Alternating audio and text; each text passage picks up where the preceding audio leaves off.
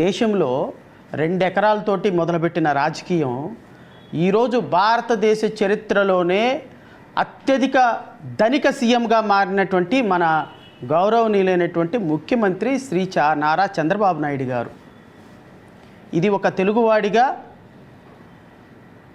ప్రపంచంలో ఉన్నటువంటి తెలుగు వారందరికీ ఒక గర్వకారణం. ఎందుకు అంటే ఈ దేశంలో ఉన్నటువంటి సీఎంలందరిలో కూడా అత్యధిక ధనిక సీఎంగా పేరు కాంచినటువంటి మన గౌరవనీయులైనటువంటి ముఖ్యమంత్రి గారి యొక్క ఆస్తుల విలువ అఫీషియల్గా ఆయన ప్రకటించినటువంటి ఆస్తుల విలువ అన్అఫీషియల్గా ఎంత అని నేను చెప్పటంలా, ఓన్లీ అఫీషియల్. నార్మల్గా రాజకీయ నాయకులు ఎలా ఉంటారు అంటే అధికారం అనుభవించిన రాజకీయ నాయకులు వాళ్ళు తప్పనిసరి పరిస్థితి అయ్యి చూపించాలి కాబట్టి వాళ్ళకు ఉన్నటువంటి ఆస్తుల్లో ఒక 1% ఆస్తులు మాత్రమే అఫీషియల్గా చూపిస్తారు. మిగతా 99% ఆస్తులు అన్అఫీషియల్గానే ఉంటాయి. సో అఫీషియల్గా గౌరవ ముఖ్యమంత్రి గారు తన అఫిడవిట్ ద్వారా, బహుశా రాష్ట్ర ప్రజలందరికీ ఈ విషయం తెలియదేమో, నాకు తెలియదు. ఎందుకంటే కొంతమంది పేపర్లు ఫాలో అయ్యే వాళ్ళకి ఇదేం పెద్ద కొత్త న్యూస్ ఏం కాదు, ఇది పాత న్యూసే. కాకపోతే ఈ పాత న్యూస్ ఏ మీడియాలో రాదు, ప్రాబ్లం అది. ఈ పాత న్యూస్ ఏ మీడియాలోనూ రాదు, రావాల్సిన మీడియాలో వేయరు, ప్రాబ్లం అది. ఎందుకు అంటే ఈ రాష్ట్రం పేద రాష్ట్రం. ఈ మధ్య నేను హైకోర్టులో 2-3 పబ్లిక్ ఇంట్రెస్ట్ లిటిగేషన్స్ నేను వేసినా కానీ, లేకపోతే వైఎస్ఆర్సీపీ ఎంపీ గురుమూర్తి వేసినప్పుడు కానీ, గౌరవ ప్రధాన న్యాయమూర్తి మాట్లాడినటువంటి మాటలు ఇప్పటికీ నా చెవిలో కూడా రింగ్ అని వినిపిస్తూనే ఉన్నాయి. ఆయన ఏమంటారంటే, ఆంధ్రప్రదేశ్ రాష్ట్రం అత్యంత పేద రాష్ట్రం కదా, ఆంధ్రప్రదేశ్ రాష్ట్రానికి మనం భూములన్నీ ఇష్టం వచ్చినట్టు ఇవ్వకపోతే, 1000 కోట్ల రూపాయల విలువైన భూమి ఫ్రీగా ఇవ్వకపోతే, 1500 కోట్ల రూపాయల విలువైన భూమి ఫ్రీగా ఇవ్వకపోతే, హెరిటేజ్ లాంటి కంపెనీలకి 2000 కోట్లు 3000 కోట్ల రూపాయల ప్రోత్సాహకాలు ఇవ్వకపోతే రాష్ట్రం ఎలా అభివృద్ధి చెందుతుంది అని ఆయన ప్రశ్న. ఈ ప్రశ్నకు కూడా మనం చాలా ఫర్మ్గా అర్థం చేసుకోవాలి. నిగూఢమైనటువంటి ఇంత లోతైనటువంటి ప్రశ్న అడిగినటువంటి ప్రధాన న్యాయమూర్తి ఆంధ్రప్రదేశ్ రాష్ట్రం గురించి, రాష్ట్ర అవసరాల గురించి వారు మాట్లాడుతున్నటువంటి విధానం పట్ల అందరం కూడా నిజంగా కన్సర్న్ చూపించాలి. ఆంధ్రప్రదేశ్ రాష్ట్ర ప్రజలు, కానీ వారికి తెలియని ఒక విషయం ఏంటి అంటే, ఈ దేశంలో ఆంధ్రప్రదేశ్ నిరుపేద దేశం అయ్యి ఉండొచ్చేమో కానీ మా ముఖ్యమంత్రి గారు మాత్రం ఈ దేశంలోనే అత్యధిక రిచెస్ట్ సీఎం ఆఫ్ ఇండియా. 931 కోట్ల రూపాయలు ప్రకటించి ఆస్తులు ఈ దేశ చరిత్రలోనే తన రికార్డుని ఇంక ఎవడూ అందుకోలేని స్థాయికి ఎదిగినటువంటి ఒక నిగర్వి, ఒక రాజకీయ దురంధరులు, నిజాయితీకి మారుపేరైనటువంటి ఒక ప్రముఖ సీనియర్ పొలిటీషియన్ ఈ దేశంలోనే.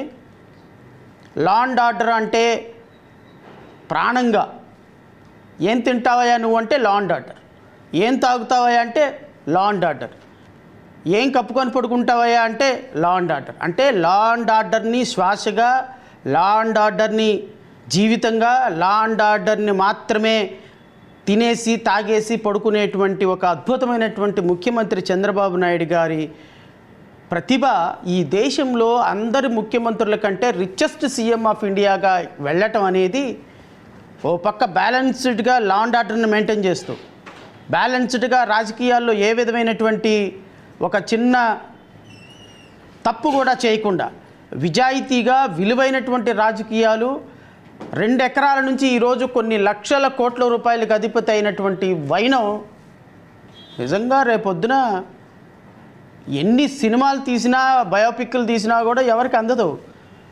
నాకు తెలిసి చంద్రబాబు నాయుడు గారి జీవితాన్ని ఒక బయోపిక్గా చేస్తే ఆస్కార్ అవార్డు గ్యారంటీ, ఖచ్చితంగా వస్తుంది ఆస్కార్ అవార్డు. అంత గొప్ప దార్శనికుడు మన ముఖ్యమంత్రి చంద్రబాబు నాయుడు గారు యొక్క చరిత్ర ఈరోజు రాష్ట్ర ప్రజల ముందు ఒక ఆధారాల రూపంలో పెట్టాలనేటువంటి ఒక చిన్న ప్రయత్నం ఇది. ఎందుకంటే ముఖ్యమంత్రి గారి యొక్క ఖ్యాతి ఈవెన్ కేసులు పెట్టడంలోనూ, పెట్టిన కేసులు విత్డ్రా చేసుకోవటంలోనూ ప్రజలకు తెలియాలి, సామాన్య ప్రజలకు తెలియాలి. సామాన్య ప్రజలకు తెలియాలి అంటే someone has to bell the cat కదా, ఎవరో ఒకళ్ళు పిల్లిమెళ్ళలో గంట కట్టాలి కదా. మన ఏబిఎన్ గంట కట్టరు, TV5 మాట్లాడరు, మహా టీవీ ఎలివేషన్ వేయడానికి మాత్రమే సరిపోతుంది. ఈటీవీ వాళ్ళ పత్రికలు ఎలా ఉంటాయంటే కేసు వేసిన వాడి వాదన వినిపించరంట. కేసు ఎలా వేసాము అని వేసిందంటే కేసు తప్పుడు కేసు అని వాదించినటువంటి చంద్రబాబు నాయుడు వెర్షన్ రాస్తారంట. మరి ఇదేం జర్నలిజం నాకు అర్థం కాల.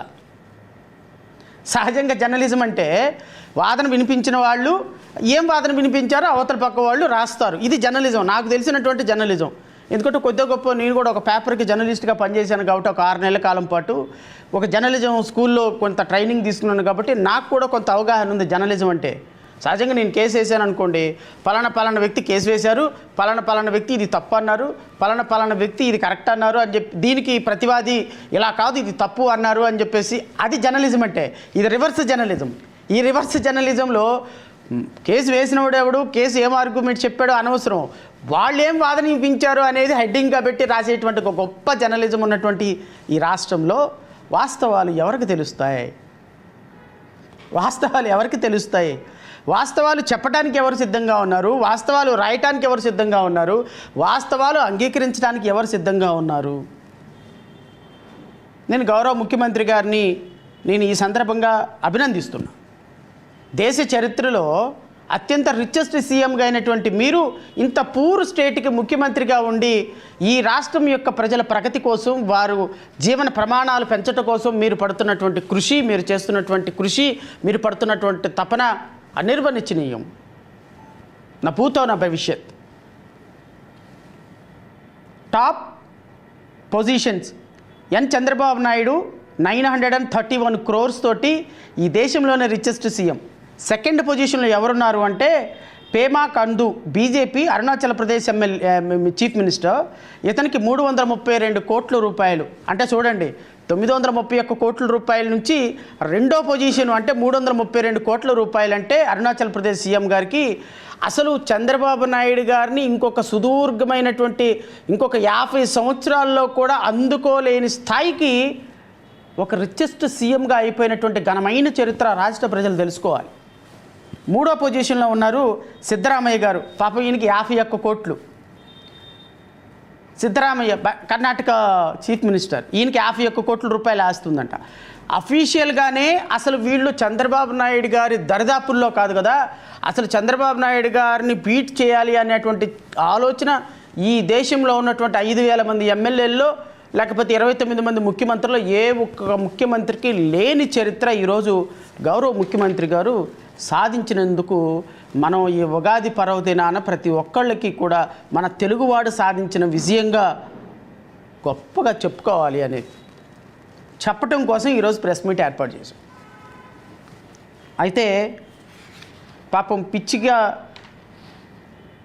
ఏం సంపాదించుకోవాలో ఎలా సంపాదించుకోవాలో తెలియదు అనుకుంటా పాపం మమతా బెనర్జీ గారికి వెస్ట్ బెంగాల్ మనకంటే ఆర్థిక అభివృద్ధిలో బాగుంది,